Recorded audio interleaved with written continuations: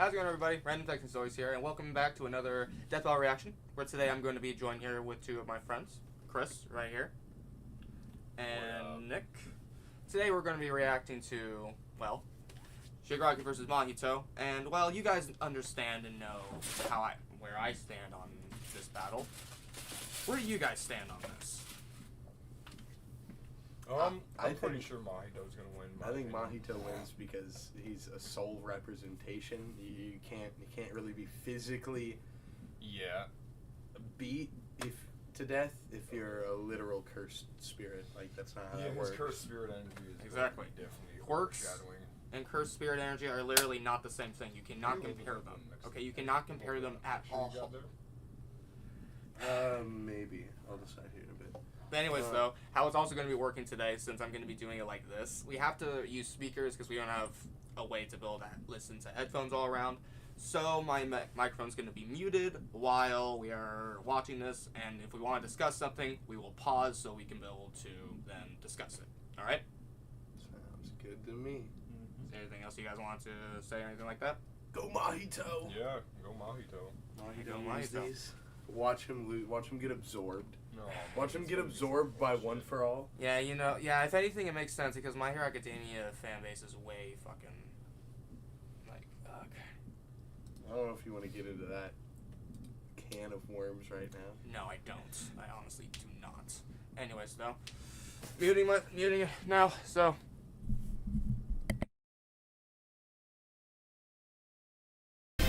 Shigaraki versus Mahito. The symbol of fear versus the human disaster curse. He's Wiz and I'm Boomstick.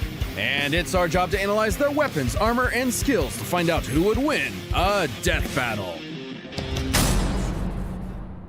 Tenko Shimura was just a sweet, shy boy who loved superheroes. But sometimes the hand of fate can't abide sweet shy boys. Ruthlessly beaten and abused by his hero-hating father, Tenko pushed beyond his emotional limits until he activated his inherent superpower, or quirk. It wasn't something cool like flight or super strength. In his terror, he accidentally killed his whole family. Well, except for dear old dad. That one was intentional. Tenko wandered the streets alone, silently begging for someone, anyone, to help him. If only a hero was there to save him.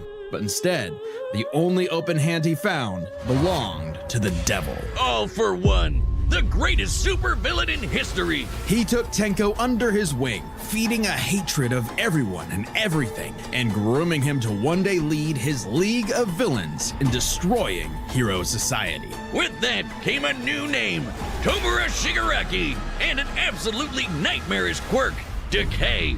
It does what it says on the tin. Anything Shiggy touches with all 5 fingers turns to dust. The perfect power for someone who just wants to destroy. Pretty menacing, if not for that dorky-ass costume. I get it, hands are his thing, but come on, they just look so dumb and fake. Oh, those aren't prosthetics. Those are real hands from his family that he killed, attached to his face, and explicitly commanded to be left there by his mentor so that he would never forget his rage. Okay. While his use of Decay started off relatively weak, it rapidly increased in power and range as Shigaraki came into his own. Decay isn't even limited to whatever he's touching. Anything that touches something he's decaying also decays. Spreading like an all-consuming miasma that can wipe out anything from an enormous tower to an entire city. If Decay reaches you, your only hope is to isolate the body part that is disintegrating before it gets to something vital. After years of training with the greatest supervillain of all time, Shigaraki was finally put in charge of his own team with one mission. He must kill his master's rival, the #1 hero. My friend just brought up an interesting thing about, was that Doofenshmirtz? Yeah, No, that's was not Doofenshmirtz. It was- Doofenshmirtz after he hit the gym. Yeah. After he finally got over the divorce. Bro hit the gym, now he's risen Smirch. Basically, but yeah, it's just, I don't know why, but I guess they decided to I guess basically use, I guess, kind of the face of Doofenshmirtz, I suppose. Doofenshmirtz's face. I guess, I don't know, but I like Roy did a Smirch though. Smirch. Bro, the Smirch machine. Oh yeah. Oh yeah. hero, All Might. Only to fall flat on his face. Shigaraki was a terrible leader, quick-tempered, short-sighted, and, well, Cringe! Oh, he's just so cringe. He uses gamer lingo unironically. He whines like a baby when things don't go his way. He's the kind of guy who would say normie in real life, in front of normies. but they say defeat is the greatest teacher of all. Only through struggle could Shigaraki manifest his dark conviction. Right as All Might's new protege, Izuku Midoriya, was coming into his own as well. These two rivals, the inheritors of their master's blood feud, would push themselves past their own limitations. Especially when All Might and All For One double KO'd each other, leaving Shigaraki to lead the League of Villains all by himself. And with the stakes higher than ever before, Shigaraki stepped up. He personally battled the monstrous Gigantomachia for a month and a half straight, and conquered other villain organizations to create the Paranormal Liberation Front.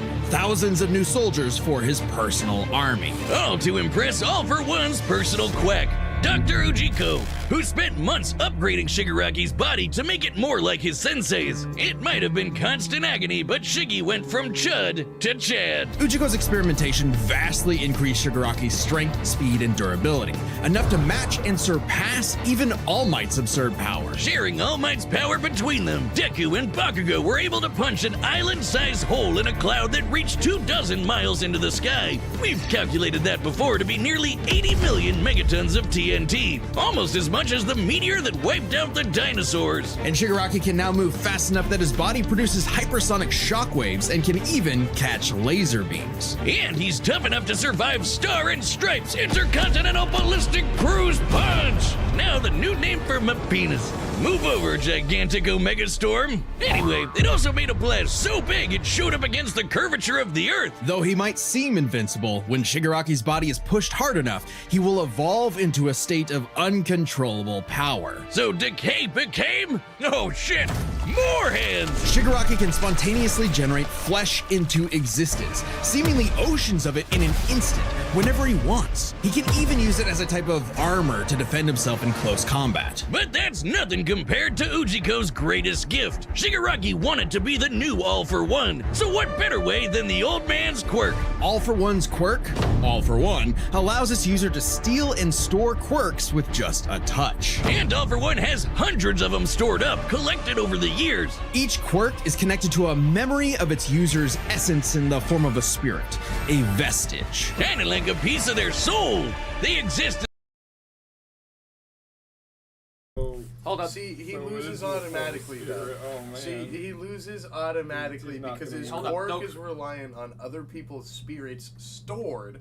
But that is the equivalent of just having a mass pool of spirits just sitting in one And plus, person's also, body. while vestiges are described as being as souls and spirits, they're not that. They are left behind energy of the user. They're not actually them. It's inaccurate to say that the vestiges that we see inside of One For All, inside of Deku's like mind shit, is literally souls. That's not the case. That has never been the case. Souls has never been a factor in this at all. What's been a factor in this is the energy stored that is able to resemble and be able to form into a being, like those beings inside of One For All, and the beings that All For One, uses when he takes the quirks off of a fucking person. This is literally not the same thing. The fact that they even think that is absolutely just asinine. Oh no. And I have a bad feeling Yeah, that that's probably hopefully. where they're going to be going with this now. Probably. Oh, man. Well, even then though, even if they count the attacks as spirits, Mahito still collapsed that. He has full Yeah, control over spirits, yeah, of so course, he should be especially able if they touch him. So if they touch him, Exactly. he can immediately just transfer through. It doesn't really make sense. But Yeah, I even know. if they count it as spirits, it's still kind of an advantage.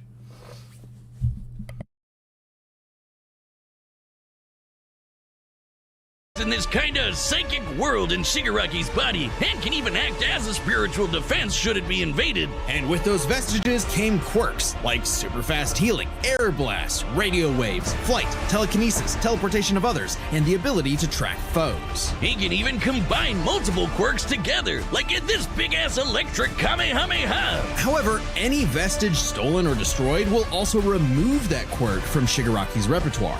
They're also sentient, and some can even fight for control. Which is when the second shoe finally dropped. Because Shigaraki also got All For One's vestige, that means All For One was now in possession of a shiny new body that he'd spent the last 15 years molding for him to take over. Shigaraki's entire existence was planned from the beginning. Why? Because All Might's previous mentor was Nana Shimura, Tenko's grandmother. Oh, that to mess with All Might. That is some next level hating right there. He manipulated Shigaraki's entire life, all for one purpose: to create a soul so corrupted it would grind away at All Might's perfect world, allowing All For One to take full control. But All For One's possession wasn't complete, and Shiggy managed to fight his way back to the top, literally decaying his way through vestiges in the process, all to fight his rival Deku one last time. Despite Izuku's best efforts to save him, Shigaraki was too far gone. His spirit decayed by years of venomous hatred. And the new symbol of hope defeated the new symbol of fear, burying All For One's grudge for good. All that Shigaraki asked was to be remembered as the heartless destroyer he was raised to be, and not the broken, angry, crying little boy he really was deep inside. For just that one moment, though, Shiggy got in Deku the only thing he'd been denied his whole life, the one thing his lifelong nihilistic tantrum was really all about. He got a hero who tried to save him. This battle is sponsored by Robin Hood Gold. With Robin Hood Gold,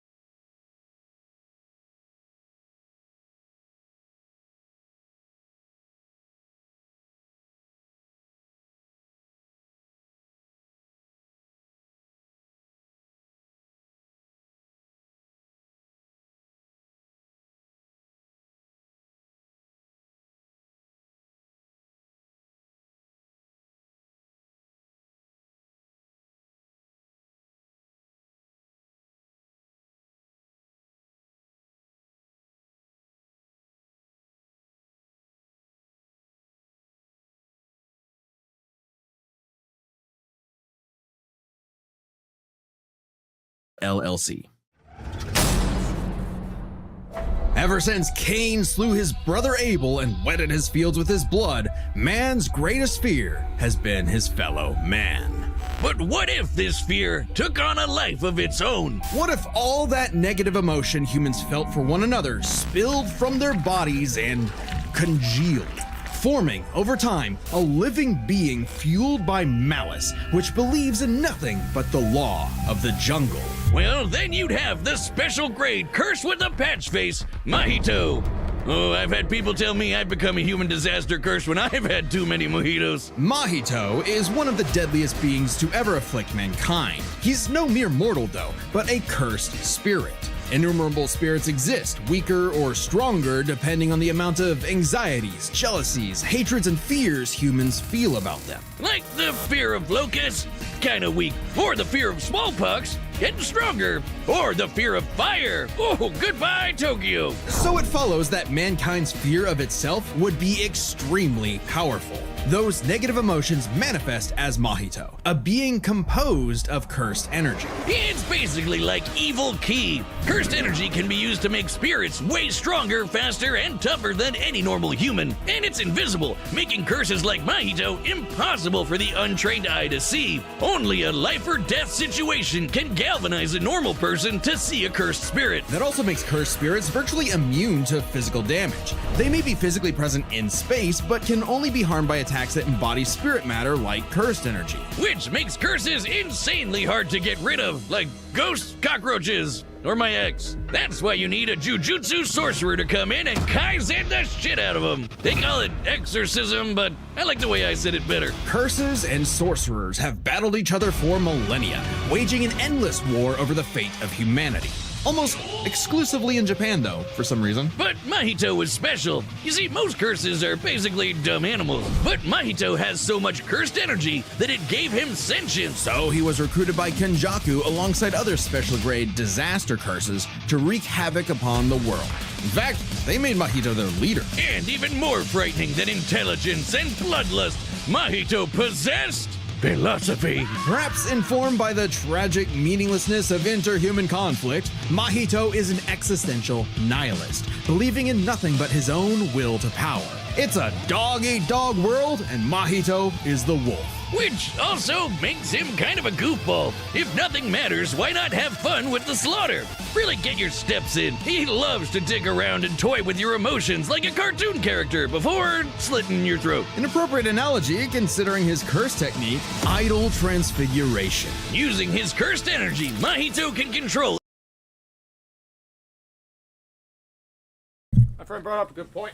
You may hate the character of Mahito, but he's an effective villain.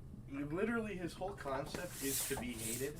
And that's why I love him so much, is because he did a great job being fucking hated. Everyone hates Mahito, especially after he killed the one chick. God, I cannot remember her name. No. That scene, though, I had to block that shit out of my mind. Bro, I had a crater in her face, like, holy shit. And bro was laughing about it. He was chilling. He didn't give a fuck.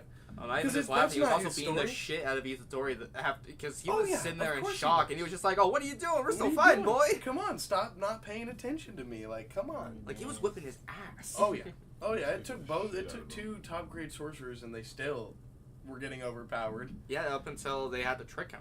Oh yeah. They basically had to trick him was basically do it, but yeah, he is definitely an effective villain. And if he had had more souls collected and didn't let the other dude take so many, because there's literally a scene, I think we just saw it, where he's letting the one dude suck up a bunch of people to get stronger. True, yeah. He could have absorbed all of those souls, and he would have just been that much more powerful and had that much more excess soul energy. Because literally he has a 1-for-1 translation ratio, so one soul equals one respawn, basically. Yeah, basically. And I even... Yeah.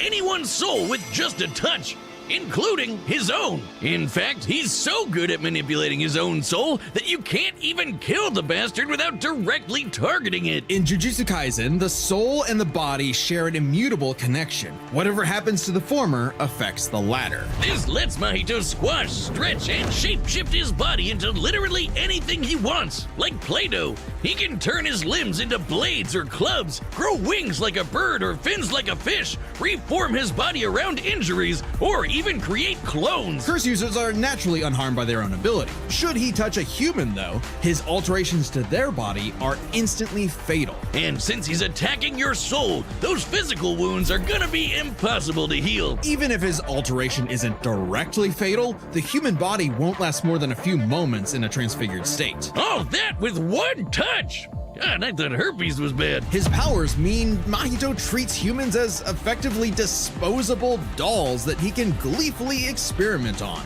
The more casualties, the better, especially if he gets to break your spirit first and watch you suffer.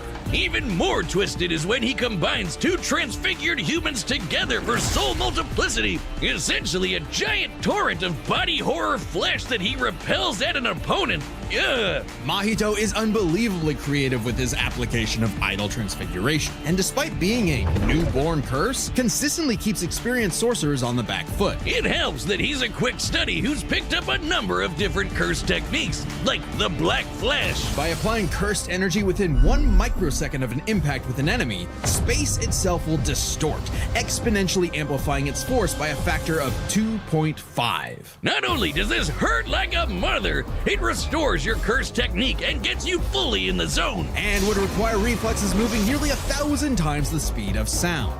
It's no surprise then that Mahito also unlocked the pinnacle of sorcerer techniques, the Domain Expansion. Oh shit! More hands! A domain is like a barrier of cursed energy, but if you're caught inside, Mahito can use idol transfiguration instantly without even needing to touch you. It's called the self-embodiment of perfection, the ultimate expression of Mahito's absolute control over his victim's body and soul. The only time it ever failed was against the student sorcerer and Mahito's archenemy, Yuji Itadori. This will basically be an ultimate win against Shigaraki, unfortunately, because I thought it was relatively that those hands still have to touch him. No, he could just fuck up his body anytime he wants. I mean, he could just get rid of the quirks that he has stored inside of Shigaraki. The fact he's in the domain means he's immediately susceptible. Yeah, exactly. The fact that he just burst. The only reason Yuji got in the first place is because domain expansions were described to be weaker on the outside than they are on the inside, because they're meant to keep things inside, they're meant to keep things from inside going outside, not outside from going inside. So the only time it ever didn't work was because Yuji busted in and broke the domain expansion. And busted through, and it also helped that he had no cursed energy because it was a foreign object. It's like when you take a piece of a spark plug and throw it at a glass window. It shatters. And plus, not only that, that was also Mahito's first attempt at it. That probably wasn't even a perfect That was domain far expansion. from when he had the 0.02 second instantaneous domain expansion. He's had time to practice this shit. Or perfect it at least. I mean, look at what happened in the fucking Shibuya incident arc. Oh yeah, this is way before the Shibuya arc. Exactly. And he was way stronger then. Because not only was Yuji a barf-inducing goody little two-shoes who believed in the inalienable rights of all living things, blah, blah, blah, he also had a curse inside of him. The king of curses, Sukuna. Which meant Mahito's ability affected. Okay, there's something I need to talk about. If they're going to be bringing up what happened with Mahito when he tried to get inside of Yuji's soul and Sukuna stopped him, that's because Sukuna's way more stronger than anybody else in the series, even more than Gojo, unfortunately. I wish to say not. It's been shown. Won. Exactly. So, you can't quantify it. You can't compare them because, again, quirk, cursed spirit's energy, including the fact that this cursed spirit user in question, Sukuna, is probably the most prominent being of cursed energy. He's literally a mortal that turned himself into a curse. Like, if that is not the pinnacle of curse, I don't know what is. Exactly. Like, that's like the because curse if Death of human wants to bring up, desire. oh, Mahito is susceptible to that because, since he got kicked out as Sukuna, it's sufficient to say all for one can. No, bitch, no, he's still a quirk. That's still a quirk, and those vestiges are not souls. They'd be highly susceptible to, and if they are souls, they're highly susceptible. And not to even Mahito's that, things. even if and the Mahito vestiges could just change one at a time, and it would infinitely inflict pain on the other dude, because literally it was shown every time he has one removed, it physically hurts him and it removes the quirk. So Mahito could just go one by one, removing every quirk from his ability, just immediately obliterate, because he doesn't have, like, there is no quirk that says, let me attack your spirit. Yeah, there's been no quirk like that. It doesn't do any, that's not a thing. They're all physical attacks. Anyway. Like, the only time in which they physically did that was at the end of the series, and even then, that was specifically one for all, and that was made to fight all for one. And again, that's a quirk. Like, it's just dumb. Affected both souls in Yuji's body. Sukuna didn't like that. no surprise, and kicked Mahito's ass, forcing Patchface to fight with a handicap whenever facing his pink-haired menace. Yuji's belief in the value of human life flew directly in the face of the world that Mahito knew to be cruel and meaningless. So he made it his mission to crush Yuji's spirit before killing him, murdering his friends, defiling their corpses, and brutally battering him before going in for the kill. And he's got the strength to do it. Mahito's one of the most powerful curses in the world, and his growth is exponential. Fellow disaster curse Jogo was able to summon a massive meteor capable of reducing the city of Shibuya to ash. That'd take an energy of over 800 kilotons of TNT. And Mahito can take as good as he can give, especially when, in the throes of struggle against Yuji, he evolved, unlocking a vastly more powerful form, the instant body of distorted killing. Complete with armored exoskeleton and arm blades, this was a taste of the almighty curse Mahito was growing into, a true blight on all mankind. It wouldn't last. In a bitter battle of resolve, Yuji won out. In a dog-eat-dog world, there was now a bigger wolf. So he tucked tail and ran away like a bitch. And what do you know? Life suddenly became a whole lot more meaningful the second it looked like it was about to end. All that gleeful nihilism, just a bitter hypocrisy in the end. For him, maybe, but Mahito found a convert in his archenemy. After a battle that wiped out thousands of innocent people, Yuji's youthful spirit was gone. The only thing left that mattered was exorcising this curse. In a way, that was Mahito's final victory, the destruction of another human being's soul. He may not have been around to see it, but the curse Mahito inflicted on the world would bring it to its knees.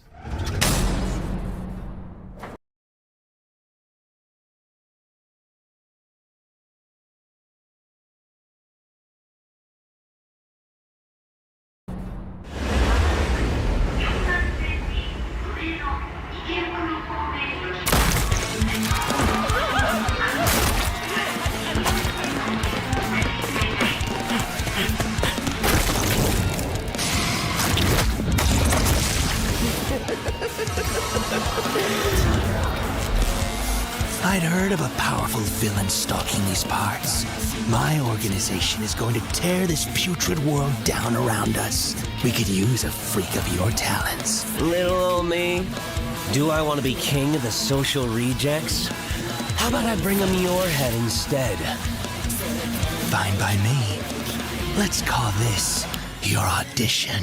Sick'em.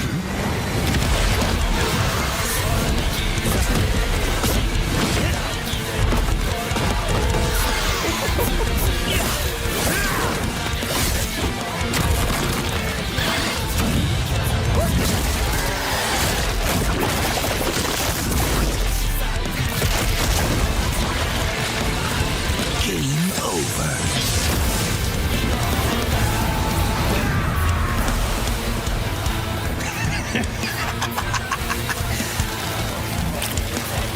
Did you actually just say that?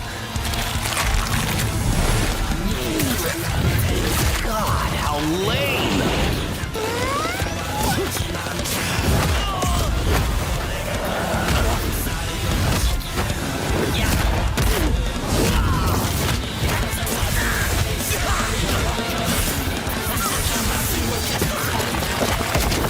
Audition over. Did I get the part?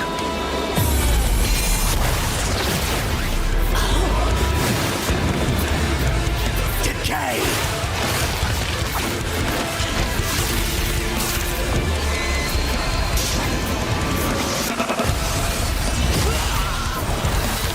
What a rush!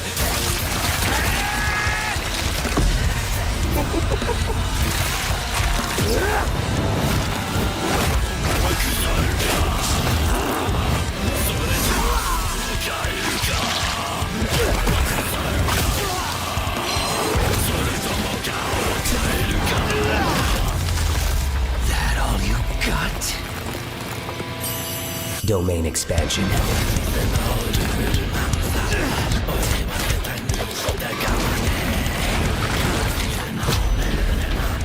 I can read your soul. You're just a scared little boy whose daddy was mean and wants to make it everyone else's problem. Grow up.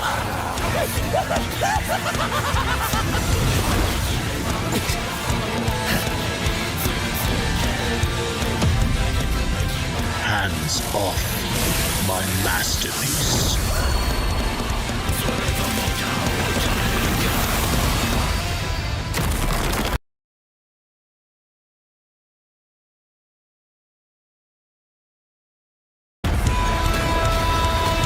I felt your soul too. You only hate humanity because you were born that way. Totally random.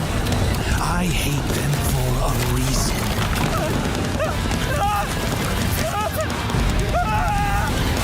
You grow up.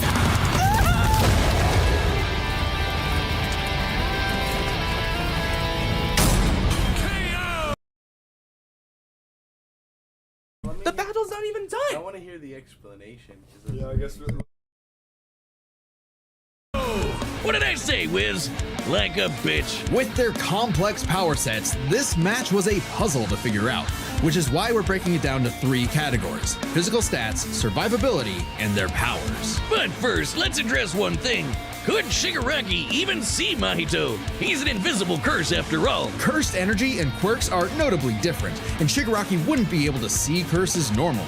However, even regular humans can spontaneously develop the ability to see curses in life and death scenarios. And with the Search quirk, Shigaraki would have had no problem tracking it. So seeing Mahito wouldn't have been an issue. With that out of the way, we can jump into their stats. This was no contest. Despite the disaster curses being able to destroy entire cities with their cursed energy, Shigaraki's scaling to Deku and Bakugo meant he was calculably millions of times stronger. He was faster too, considering he could react to light beams, while Mahito's Black Flash capped out at nearly 1,000 times the speed of sound. Nothing to scoff at, but Shiggy was thousands of times faster. Shigaraki takes stats. But survivability was a little trickier to figure out. Yep, in terms of raw durability, Shigaraki was a lot tougher, and his ability to generate new flesh meant that he could heal any wounds he might receive super easy. However, Mahito is a curse and is immune to the kind of overwhelming physical damage Shigaraki could dish out. Not only that, Mahito's regenerative ability via idle transfiguration meant that he'd come back from anything short of spiritual damage. Considering Mahito's unique curse body, he should actually get the edge in survivability. Which presents a crucial question. Could Shigaraki even kill a curse like Mahito in the first place? Or would Mahito's unkillability give him the time he needed to eventually put Shiggy down with idle transfiguration? It all comes down to their powers. Shigaraki had a lot more variety with all of the crazy quirks All For One had collected over all the years, but none that we know of could properly kill a curse. That didn't mean idle transfiguration was a surefire bet either, though. Of all things, Shigaraki's vestiges served as a spiritual shield from the effects of idle transfiguration. The fact that Mahito could not avoid targeting Sukuna while attacking Yuji meant that he couldn't target specific souls inside a person. And Shiggy has hundreds of soul-like entities inside of him. Sure, each one down means he loses a quirk, but that's more than enough time to land a single hit with Decay, especially considering how much faster Shiggy is. And Mahito has no way to defend against Shigaraki's primary quirk. Decay has affected spiritual beings in the past. Again, vestiges.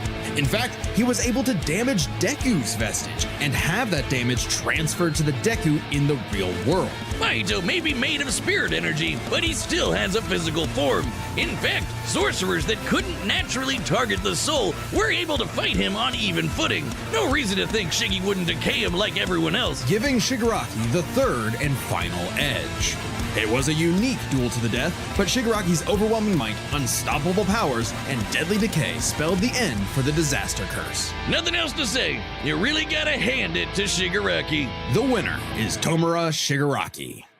Next time on Death Battle.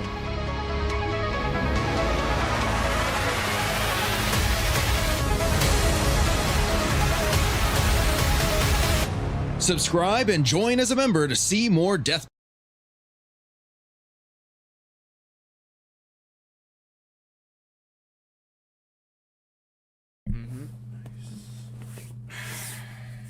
Are you actually shitting me? No. So they never even really specifically explained how he could actually really kill him. Because guess what? He doesn't really have a vestige to speak of. So how could he even be able to affect him that way? And last I checked, when it came down to it, the whole vestiges that he destroyed during when he was getting All For One weren't even those. Those were just in his head. They were long dead. The only vestige that would remain of Nana would be inside of Izuku Midoriya, inside of One For All. Yes? Yeah. And the whole, oh yeah, he could just use the other vestiges as to act as a shield. Are you kidding me? The only reason why the New Order or World Order didn't exactly destroy the Quirks faster was because, again, at the end of the day, she didn't exactly expect for that many Quirks to be in there. The order was to destroy All For One inside of Shigaraki, not the Quirks. If the goal was to destroy the Quirks inside of Shigaraki, they would have been way more effective. And we're not even talking about Mahito, who's able to just effectively affect Also, your DNA. every time he had a visage broken, it hurt him physically, no? And plus, not even that. If It, we're like, going to be saying that the stunned him. vestiges are spirits in themselves, couldn't we just make it to where, I don't know, he just touches them and makes it to where one of them explodes inside of him? That's how it affected Shigaraki in the fucking anime, to where he got fucking, had to fucking... He was basically almost being blasted to shit. He basically had to pull up all the stops and literally had to transfer World Order into someone else. So what's to stop him from literally rewriting some of the quirks to literally self-detonate? Or all of them? Because he could do it at a much faster rate.